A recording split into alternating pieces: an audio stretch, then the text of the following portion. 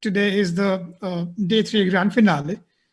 And, in some time, we're going to talk about diversity in the world of behavioral science. That is 1.5 hours from now. And we'll have people from Brazil, people from Peru, people from Tunisia, UK, and India talk about how do you bring about diversity in behavioral sciences. And before that, of course, we're going to talk about hip hop. We're going to talk about how hip hop connects to behavioral science. We're going to talk about creation of culture. We all heard Professor Christina talk about social norms, expectations, and now we want to hear it from someone who was behind the hit Netflix show Hip Hop Evolution. It's a show that won an Emmy, Peabody Award, all of that. But before that, I would like to introduce, not me, I would like Aditya to come online and introduce to us all who our next guest is. Aditya, take it away. Thank you so much, Prakash. Our next guest is my mother's nightmare teenager son and my teenage dream come true. Yukai remembers being immersed in RPGs, staying up till 4 a.m. and grinding his way to level 60. Perhaps the reason why he emerged an author and international keynote speaker on gamification and behavioral design and the creator of the world-renowned Octalysis framework. He will talk about the future of gamification. Please welcome gamification guru Yukai as a Now Fest. Hello, everyone. We're going to talk about the future of gamification. And so a quick background on myself. I started working on this field now known as gamification since 2003. So it made me an earlier pioneer in the industry. I now lead 2 companies, started them. One is called the Octalysis Group, a consulting design company, Octalysis Prime, which is an education platform. Last year, we did some calculations and we showed that my design work for our clients have empowered over 1 billion user experiences.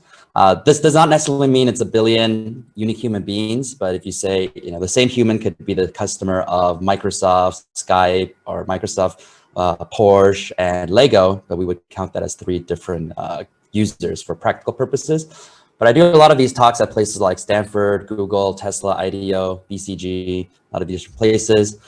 Some places in Europe were kind enough to rate me as a #1 gamification guru in the world. But after 2018, I became a judge, so I became disqualified to be a guru. Well, when a lot of people, when they hear about gamification, they think that, oh, we work with a lot of gaming companies. But in fact, we work with very, very little gaming companies.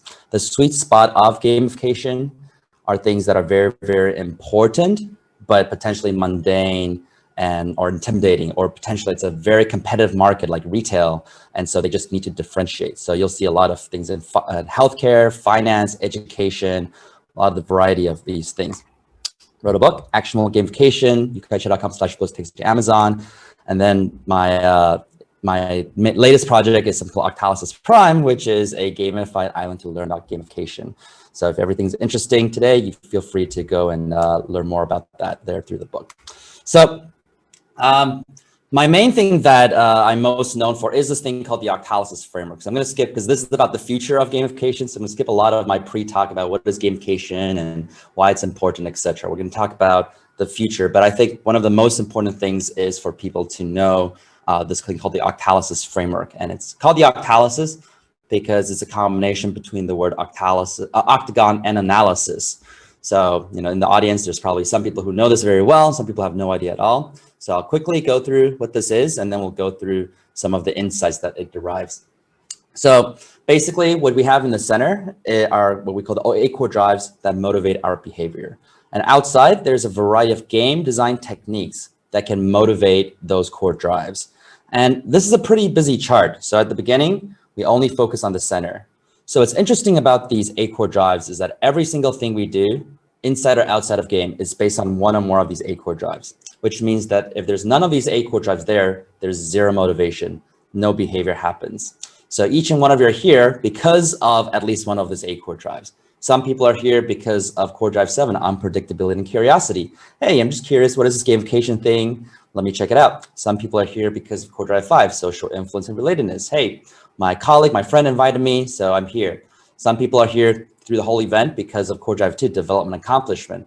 Hey, I believe this can improve my skills. I want to do my job better. I want to level up and achieve mastery.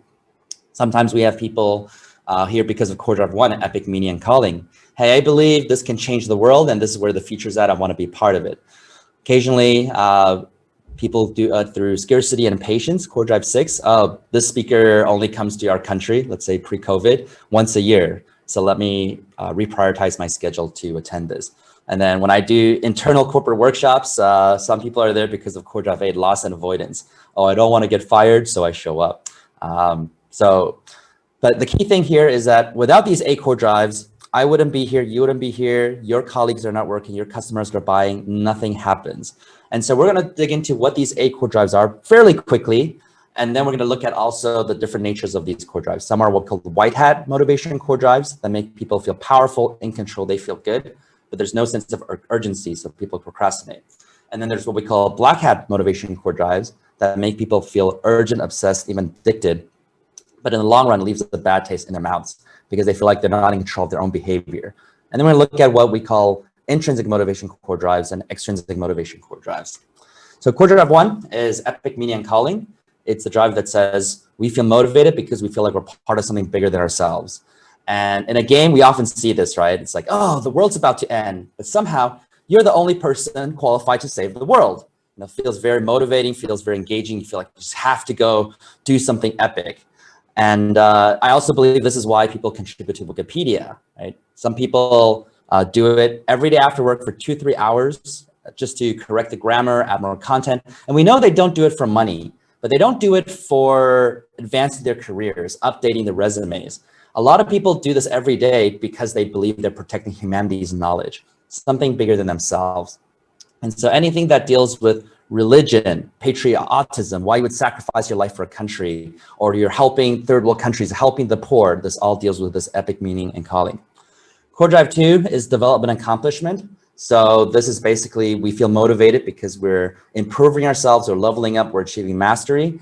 And this is where most of the points and badges you may have heard in gamification fall into. Points are just mathematical counters, and it just basically shows a sense of progression. So even though you're doing the same things over and over and over again, at least you see this progress bar moving forward or this number going higher and higher. You feel good about it. Badges are basically achievement symbols. They symbolize a sense of accomplishment. And achievement symbol can be in many different forms. It could be badges, trophy, uniform changes. It could be black belt, white belt in martial arts or Six Sigma. But the key thing is it must symbolize an accomplishment. If you give people a badge for every silly thing they do, then it's just the icon on your screen, right? And it has zero meaning and people are not interested in that. Core drive 3 is empowerment of creativity and feedback.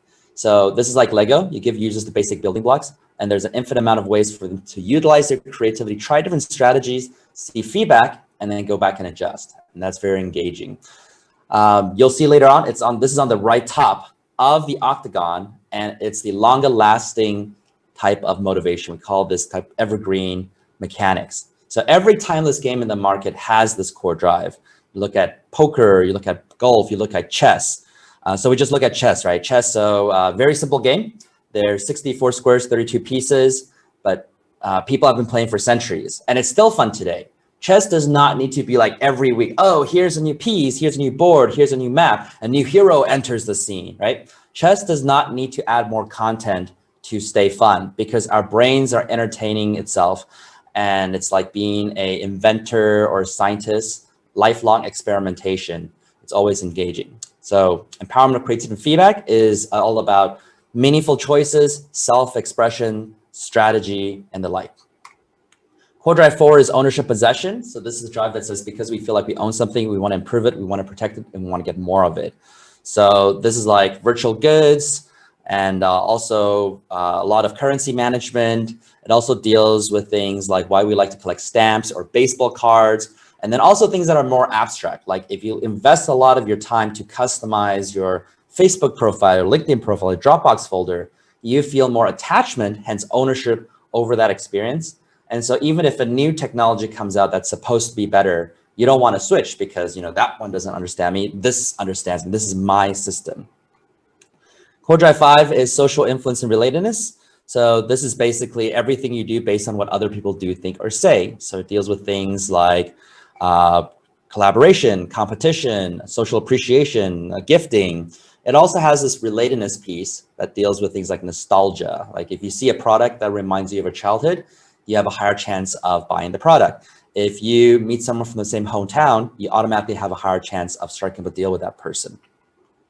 Core drive 6 is scarcity and impatience. So this is basically saying because we can't have something or something is very difficult to obtain, we want it even more. So the exclusivity is what drives us. So this is what Facebook did when it first started, right? At the beginning, Facebook said, oh, thefacebook.com is only for Harvard University. So if you're going to Harvard, too bad, can't use Facebook. Then it says, well, you know, Facebook is for Harvard, some Ivy League schools and some other colleges that your high school buddies got in, but you were not smart enough to get in, too bad. And then it opened up to more and more schools. And when it opened up to UCLA in 2004, when I was attending it, everyone rushed in.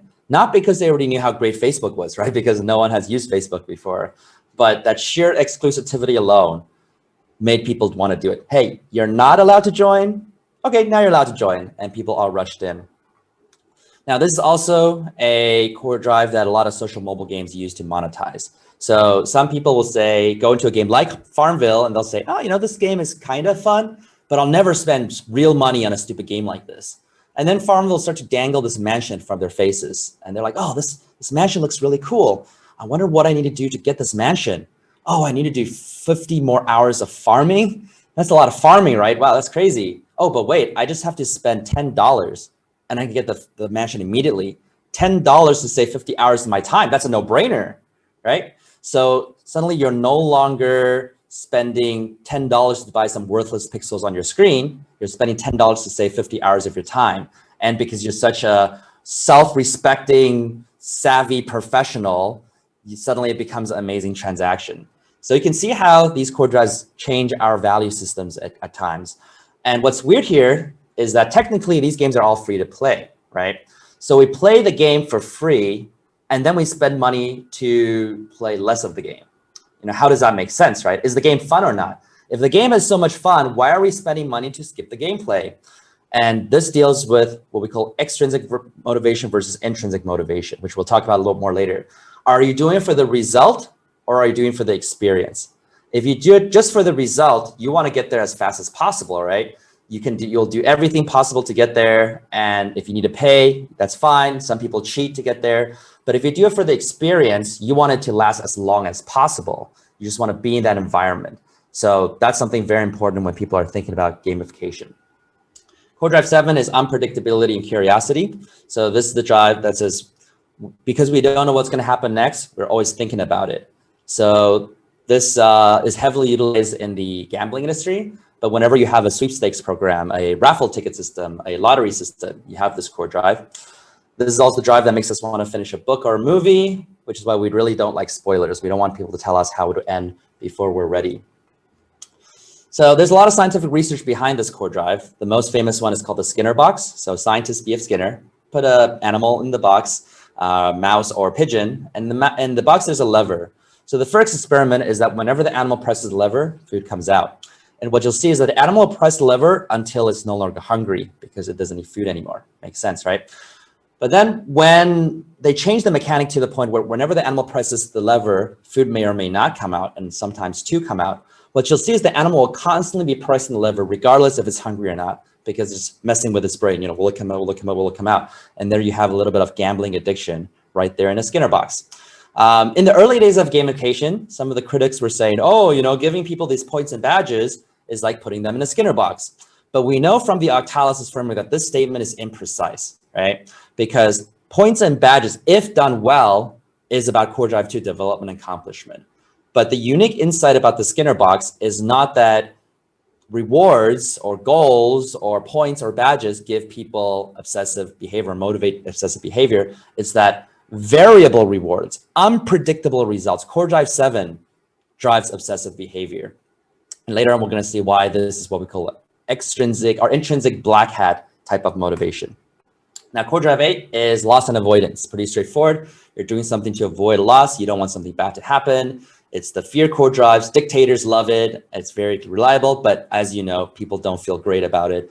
And they usually will try to escape the system. All right. So those are the 8 core drives of the Octalysis framework. And I always mention again that everything we do is based on those 8 core drives in our research. If none of them are there, no behavior, no motivation. But it's also graphed on the octagon shape for a reason.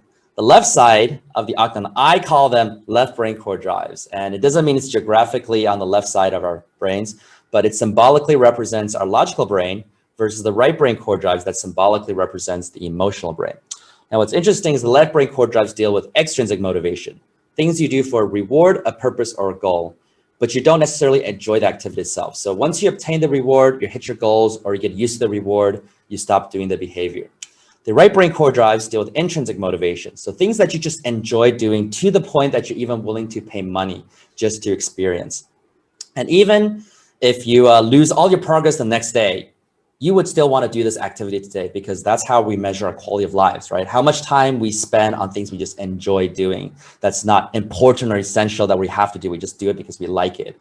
And so this is a dynamic between extrinsic versus intrinsic motivation. Now, most companies like to design for extrinsic motivation, not because it's better, but it's because it's easier, right? It's just so much easier to put a reward on an activity you want to see, or give them a badge, give them some status, as opposed to making the activity actually more engaging and fun.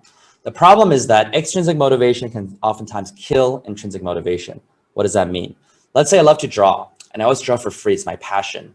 Science have shown that one of the best ways for you to get me to stop drawing is to first pay me to do it. And at the beginning, I'm excited, like, yay, I get paid for my passion, amazing. And then pay me less and less and less, $50, $10, $1.20. At one point, I will refuse to draw, because I'm not stupid. I'm not going to draw for 20 cents, not worth my time. Even though before I met you, I drew for free. So you have transitioned my intrinsic joy of drawing into that extrinsic motivation of making money. And when the money's not enough, we lose interest altogether. And so this is called the over-justification effect. We think in our brains, we do it for the reward. And so it becomes over-justified. And so when the reward's not there, we lose all reasons to do this stuff. Now, the top of the octagon, we call them white hat motivation core drives. So if you're doing something because you feel like you're part of something bigger than yourself, you're changing the world, and you're improving yourself, achieving mastery, and you're using your creativity, you feel very, very good, right? Now, the problem is that there's no sense of urgency, so you procrastinate. You can do it whenever you want. Sometimes you never get to it.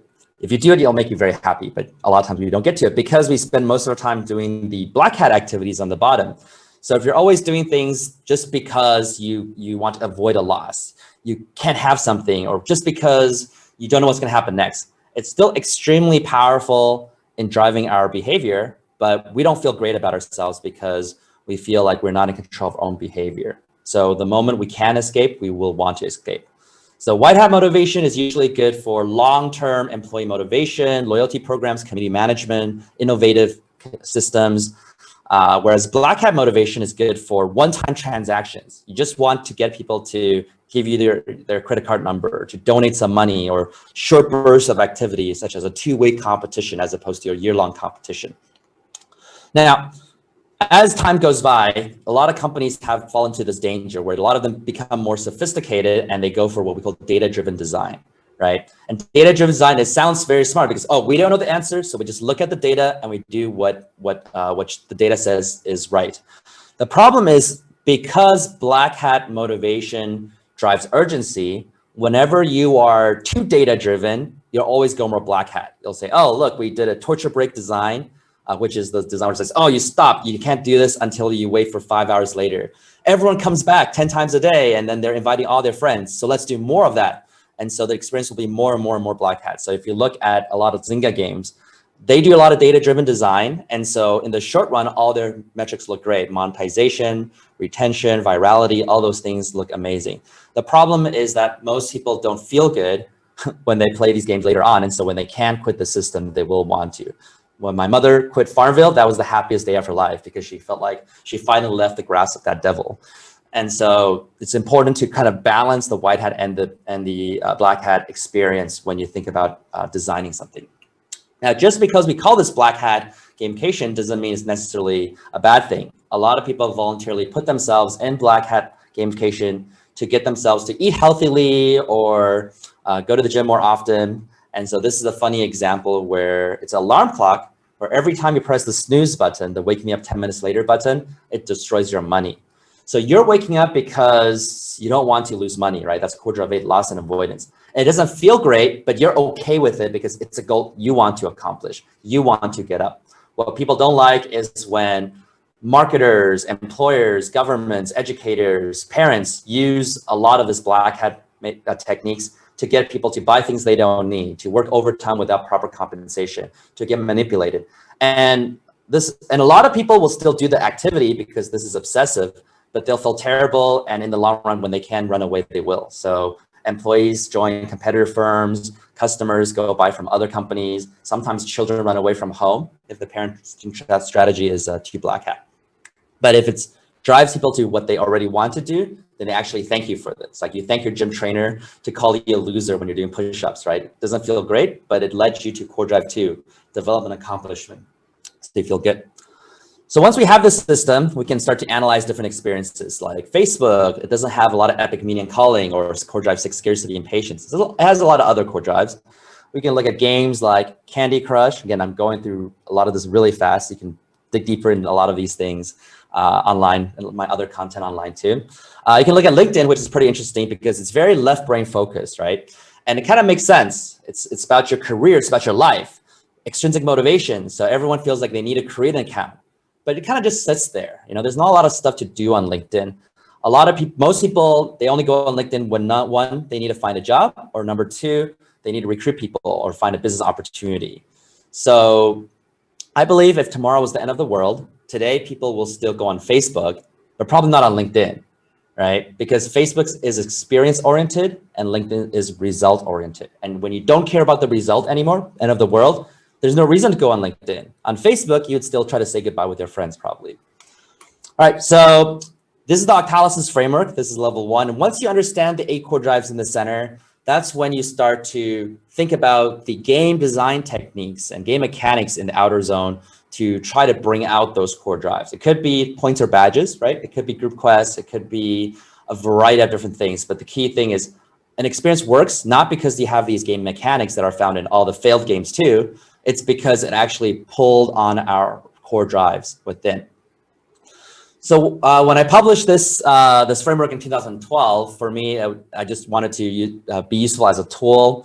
I didn't really care about the academia side as much. But last year, I did a search on Google Scholar, and apparently there's around 1,000 PhD theses and academic journals that talk about the Octalysis framework, about does it work in stress management, does it work in quality management, and all those things. So I'm pretty lucky, I'd say. I'm pretty surprised and lucky to see that it also has been quite strong and bulletproof after some academic rigorous studies and whatnot. And I find I've seen it to be very, very useful. Now, what we just talked about is level 1 Octalysis, but there's you can bring up a level to have level 2. I'm gonna go through this very fast too. So, but you can find some of this online. I want to keep moving on to more interesting content. So once you know how this works, then you can apply it to the player's journey. A lot of people think of a product as one experience, which kind of makes sense, right? One product, one experience. But from a standpoint of motivation, I think that's a big mistake because your motivation on day 1 is very different day 100. Even if you're on the same dashboard screen, right? Your day 1 could just be curiosity or, oh, how does it work, right? This photo, how do I upload a photo? On day 100, it could be social influence. Oh, what are my friends doing, right? It could be a core drive to development accomplishment. Oh, how am I leveling? So we want to factor that into each phase. So we have the 4 phases. Discovery phase. Why do people even try out an experience? Onboarding, how they learn the rules and tools to play the game.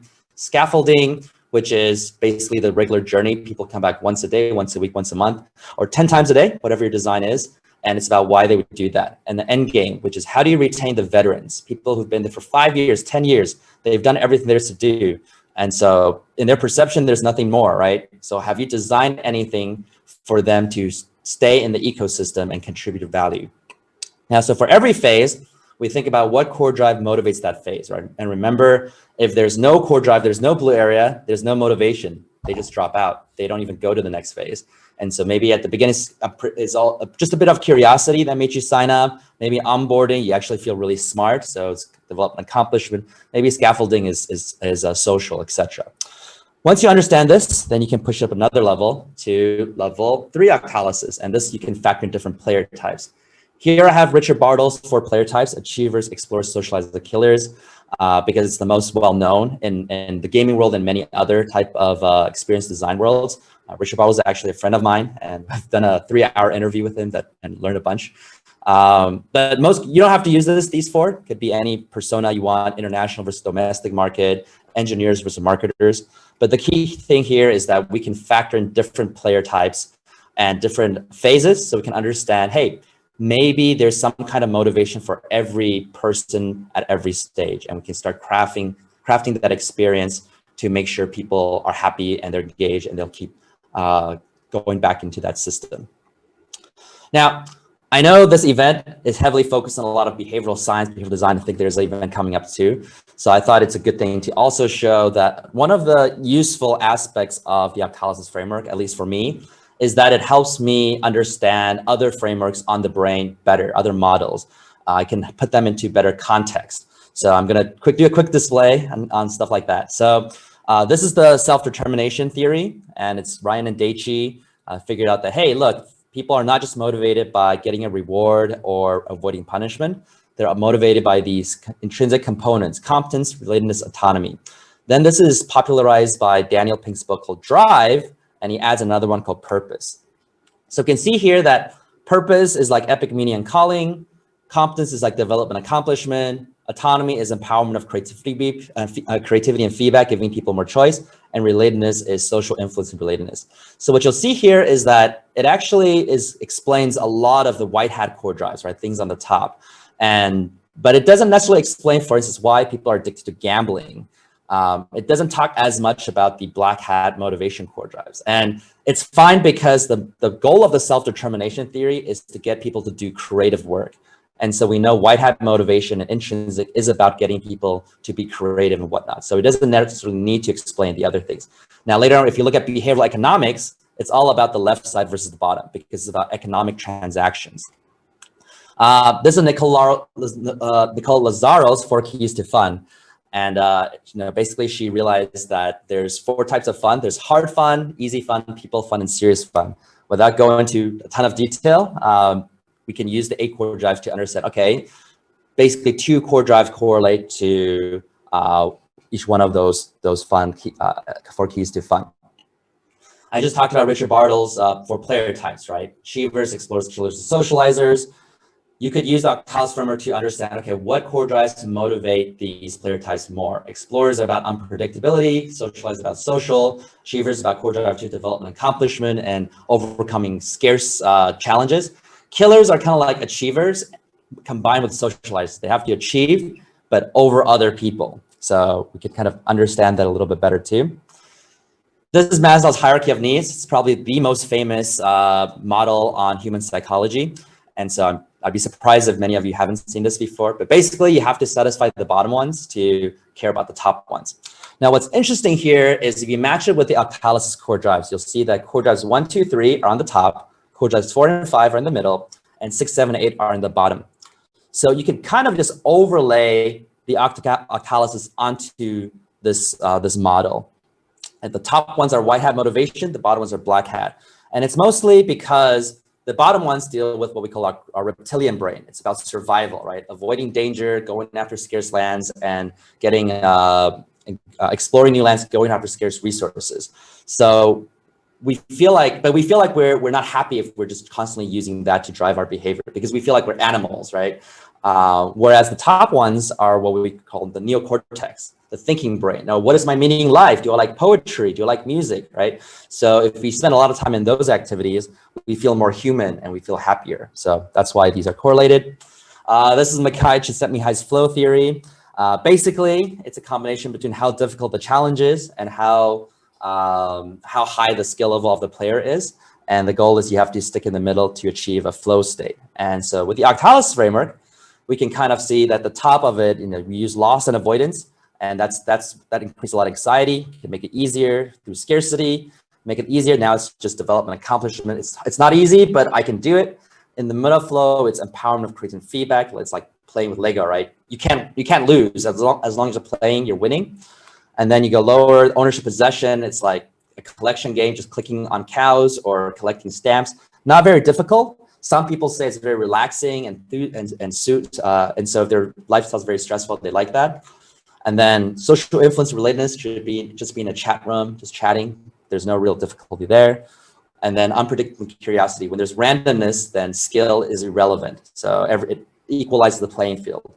So there's ways to understand this a little better too. Although I'm not saying that process is better than any of them. It just allows you to understand it in a context. And so you can study them more. I highly recommend you go deep into all of those things. They're very, very impactful and good knowledge.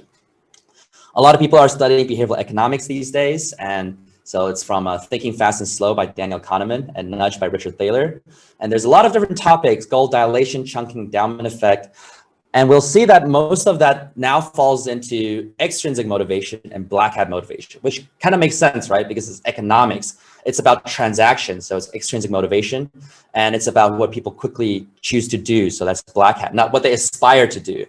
But I'm not really seeing behavioral economics, for instance, talk about why people will sacrifice their lives for a higher purpose, and not so much about why they do it just to express themselves. But it's really about focus on this transactional economic gain. How do you deal with ownership, endowment effect, right? How do you deal with loss and uncertainty, things like that?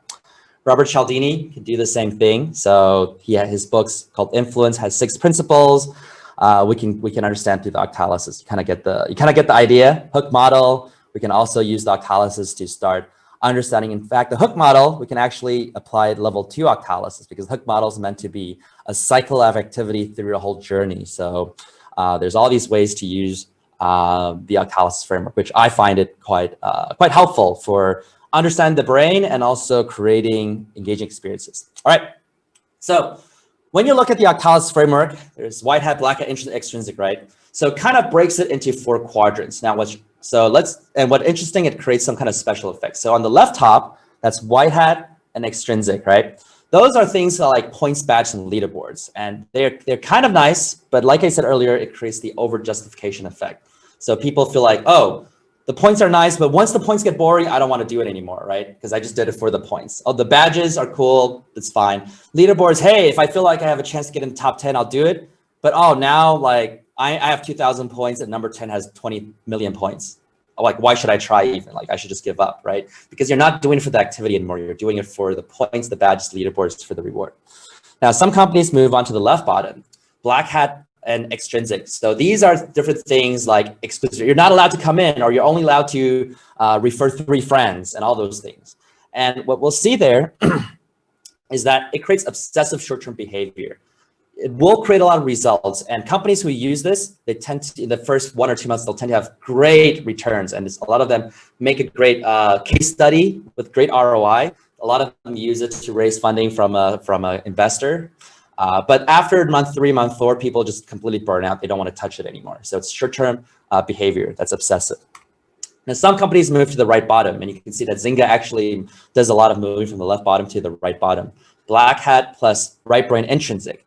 So these are like slot machine mechanics, Easter egg competition. So it's like, and so this is where our brains enjoy it, but we feel out of control, right? So it's like you want to go to bed at 10 p.m., but you end up binge watching Netflix till 4 in the morning.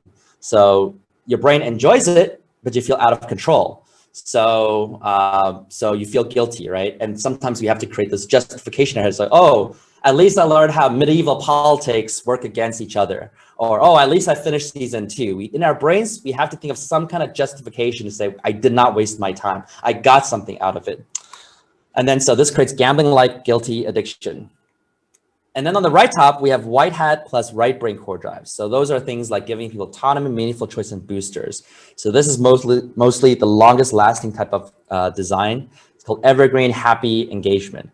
And so I believe that for the future of gamification, I think at the beginning, most people start at the left top, and they realize the left top has a lot of limitations, right? You tell people to do something boring 1,000 times, and you'll give them a badge or points or reward. It doesn't work so well, right? Some companies figure out how to get to the left bottom, and they get immediately results very quickly, but then people burn out. Sometimes they'll think, oh, this whole gamification doesn't work at all. Some companies move on to the right bottom. It's longer lasting, but the users don't feel so happy. So I think in the long run, the future of gamification, we need to see more and more solutions move to the right top in terms of giving people epic meaning and calling, giving people empowerment of creative feedback, and giving people social influence and relatedness. Now, a lot of people ask me, hey, that's great, right? Top right, golden corner, but how do we actually do that?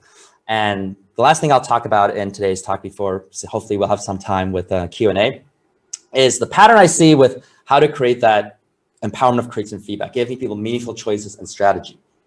And the secret from my research is through booster design. So if we look at simple gamification design, right? The user performs an action, they get points. After certain points, they get free stuff. So this is like a very traditional loyalty program, and then it ends.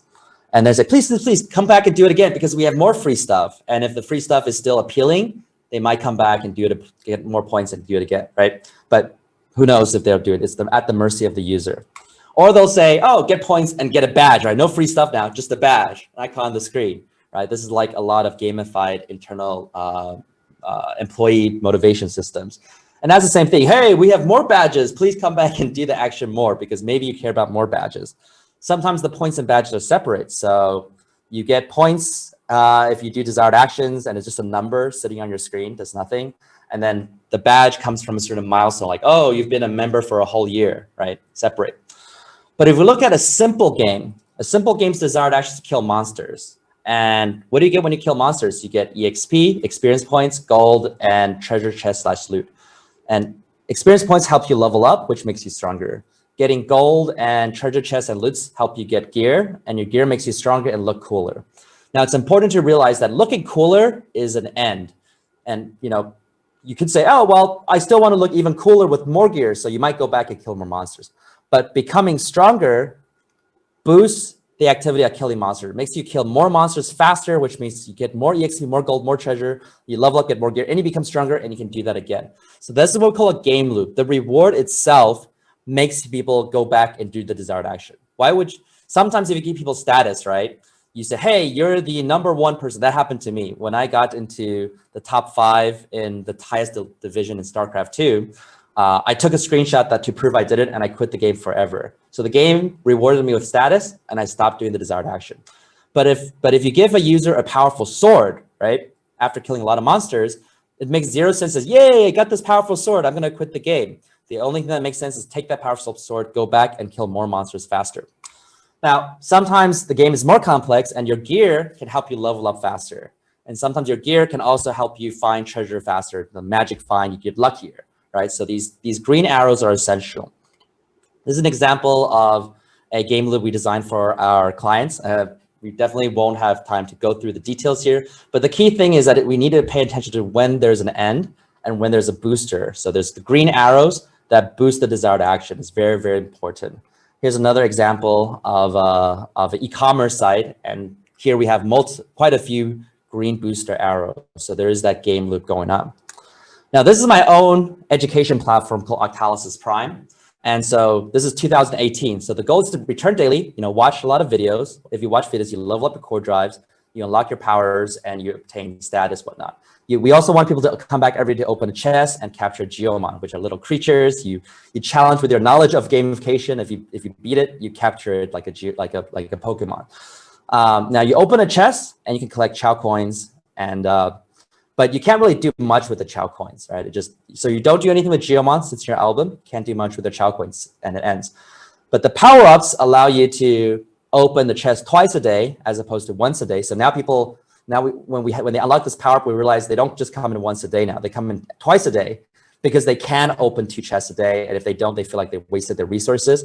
And then another power-up says you get 40% more coins if you open the chest, right? The coins still do nothing, but just the fact that now you're able to open more and get more, people got very engaged. But we see 2 ends, right? So the next month, we want to say, hey, with Chou coins, maybe you can buy experience potions to help you level up faster, right? Which helps you collect more Chou coins to get more EXP potions. So now it becomes a stronger game loop. With coins, you can also choose to buy Geomon traps that help you capture more Geomons, right? But the Geomons still end, right? So what can we do with Geomons? Well, maybe you can sell them to get more Chou coins and to do everything again.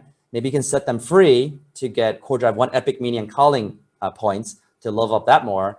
or maybe you can merge your geomon, merge 3 to form a higher tier geomon. So you don't feel bored if you keep getting the same one.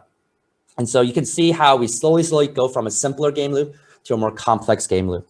This is January of 2020. We changed the formatting a bit. We also added some colors. Purple means obtain, orange arrow means unlock. But the key thing here is still the booster. The green arrows create the game loop. By the way, this site has a DAU over MAU of 38%, which means if you come in once a month, there's a 38% chance you come in every single day. Netflix, I think, is the golden standard, about 41%, but Netflix is about addictive entertainment, right? So this site literally is watching my face talk about gamification and behavioral science all day long. So we're still a lot to work on, but we're pretty happy with the stats. Now, this is World of Warcraft's game loop, okay? World of Warcraft is a very successful game for like 15 years. It's the first game that made $1 million or $1 billion a year. And this is way too complex, right? So I wouldn't recommend any company to do this.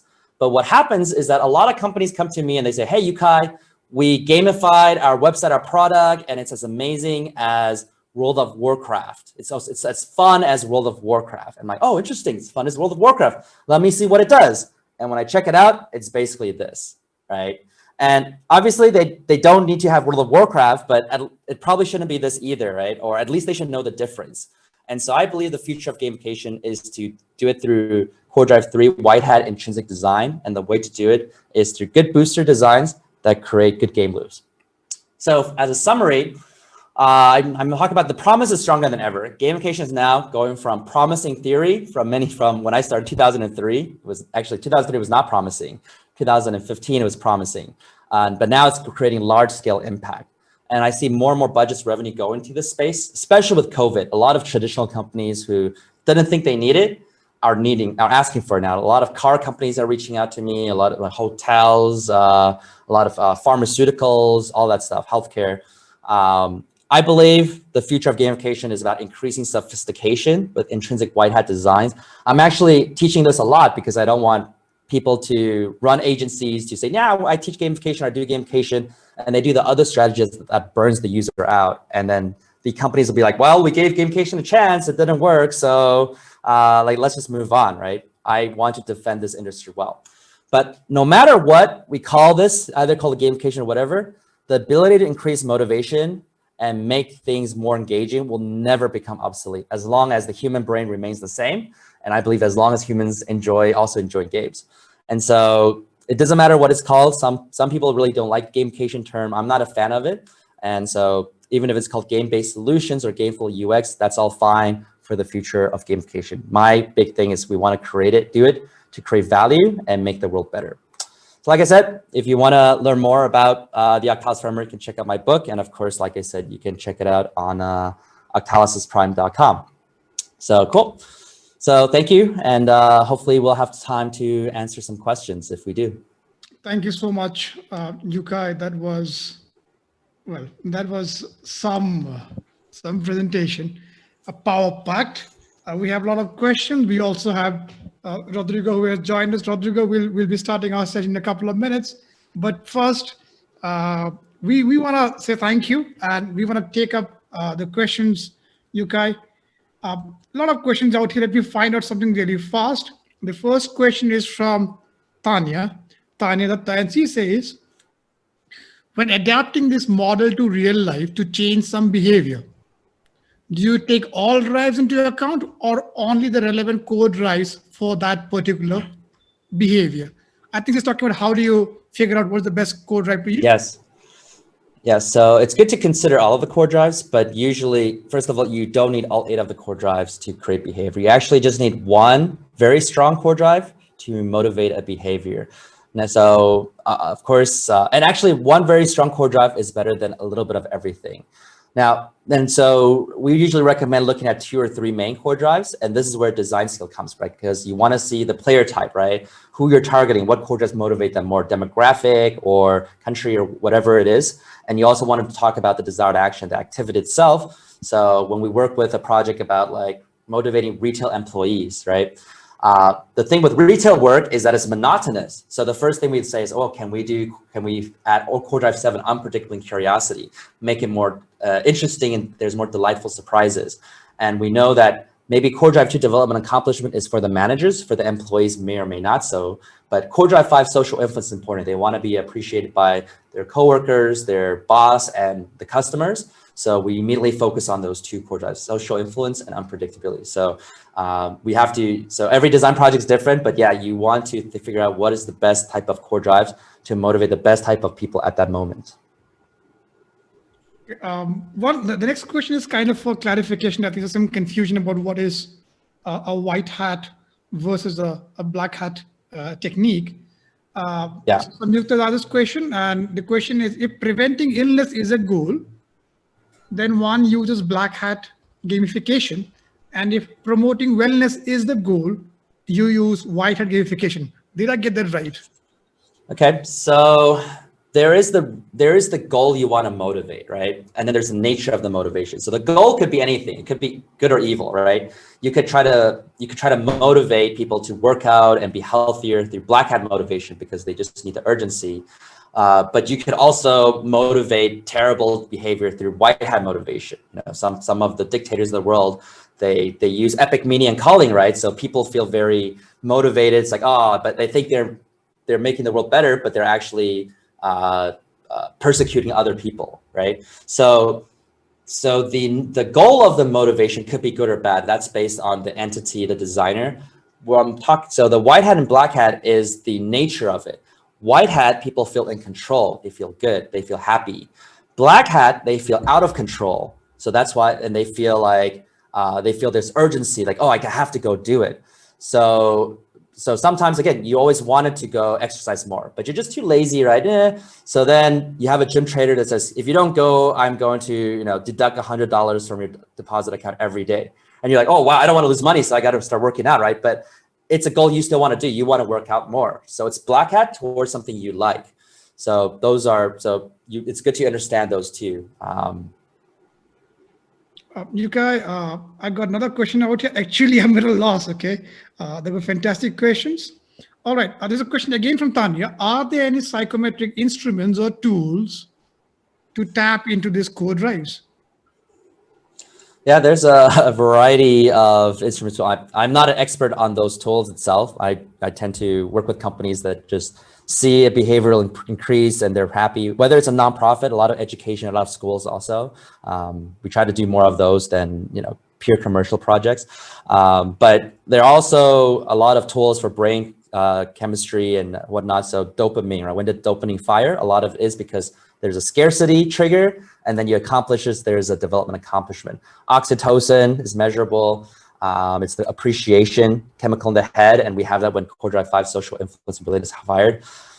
I don't know what tool can measure epic meaning and calling at this point, because you kind of have to measure their brain, let's say, the moment before they decide to sacrifice themselves for a higher cause or their country, right? And usually there's not a brain scanner at that moment. But I actually think it's possible. Maybe you get them to watch some movie that really inspires them. Like for me, Braveheart.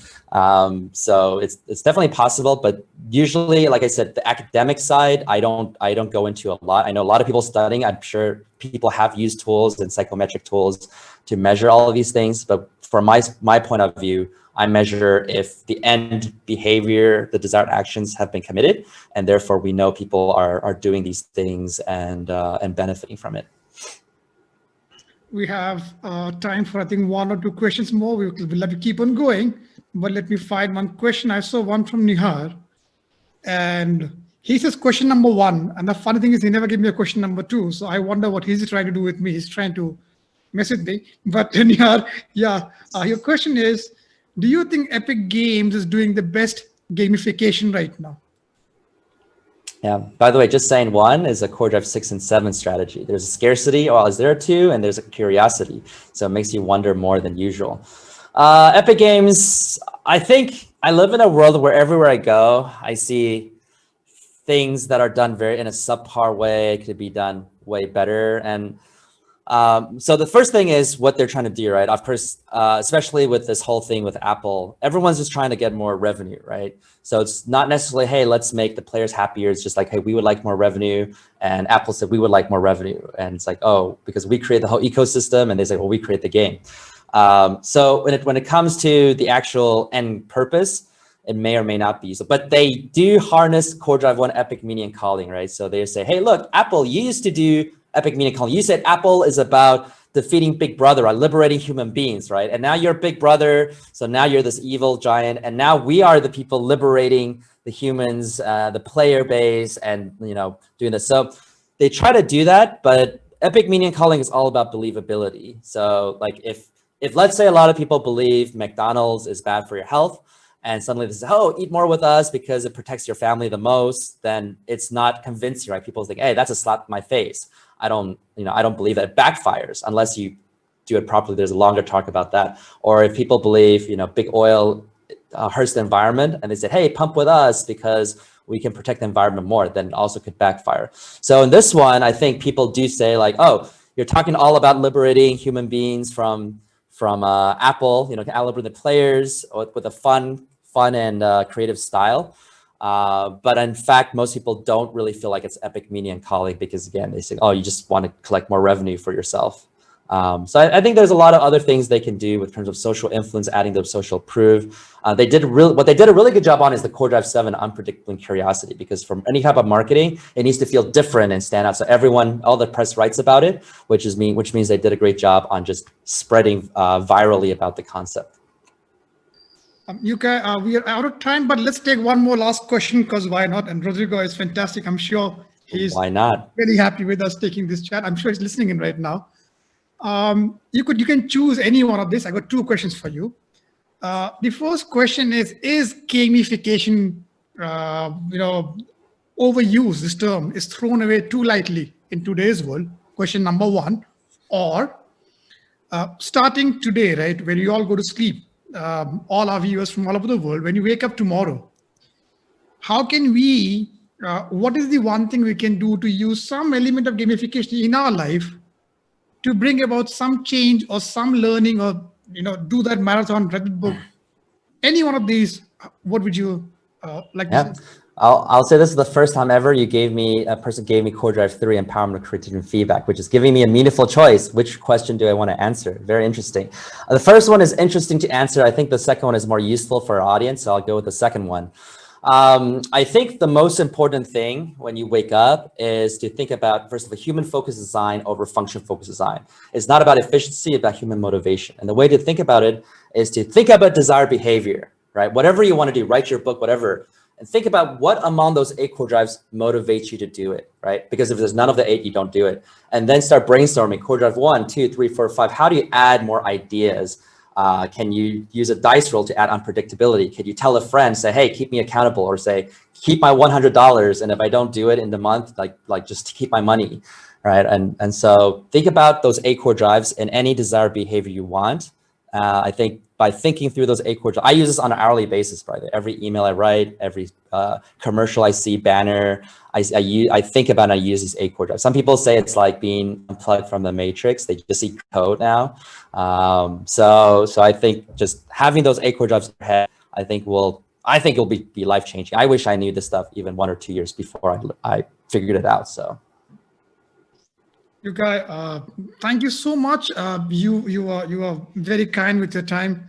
I remember when we reached out to you, realizing you had a very busy schedule, and it was fantastic that you helped us with it. And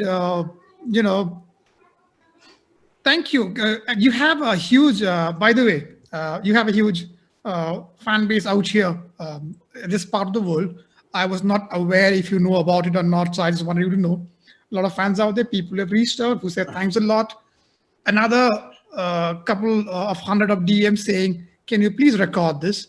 And can you please convey our appreciation to Yuka for his framework out there.